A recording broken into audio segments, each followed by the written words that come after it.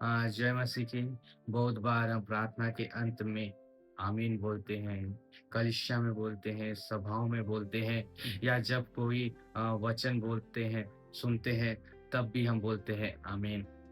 लेकिन सवाल यह है प्रियो, क्या हम सच में जानते हैं कि आमीन का मतलब क्या है? या आपको मालूम है कि आमीन किस लिए बोला जाता है? आमीन का मतलब क्या होता है? आमीन एक इब्रानी शब्द है प्रियो, जिसका अर्थ है ऐसा ही हो। यह सत्य है, मैं सहमत हूँ, यह निश्चित है। ये सब अर्थ होता है आमीन का। ये एक इब्रानी शब्द है आमीन। जब हम आमीन कहते हैं प्रियो, तो हम सिर्फ एक शब्द नहीं बोलते हैं, पर हम ये घोषित करते हैं कि जो परमेश्वर ने कहा है वह सच्चा है और वह अवश्य पूरा होगा।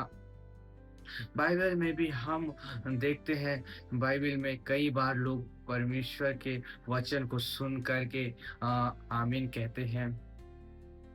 जब हम प्रार्थना करते हैं और अंत में आमीन कहते हैं, तो इसका मतलब यह होता है कि हे परमेश्वर, मैंने जो प्रार्थनाएं की है, मुझे विश्वास है कि आप उसे सुनते हैं और उसे पूरा करते हैं प्रियो।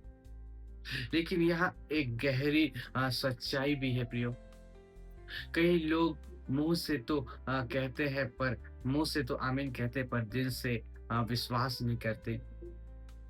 सच्चा आमीन सिर्फ होठों से नहीं निकलता, वह विश्वास से भी प्रकट होता है, विश्वास से निकलता है।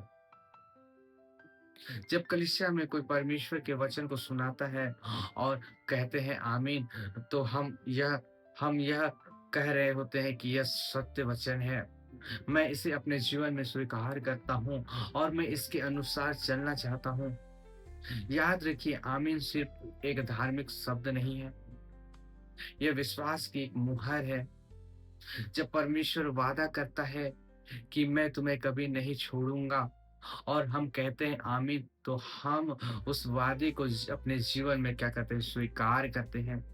इसलिए प्रियो, जब हम प्रार्थना करते हैं, करें या परमेश्वर के वचन को सुने, तो सिर्फ आदत से आमीन न बोली, बल्कि पूरे विश्वास के साथ कहिए, हाँ प्रभु, आपका वचन सत्य है, जो आपने कहा है वो मेरे जीवन में पूरा होगा। आमीन।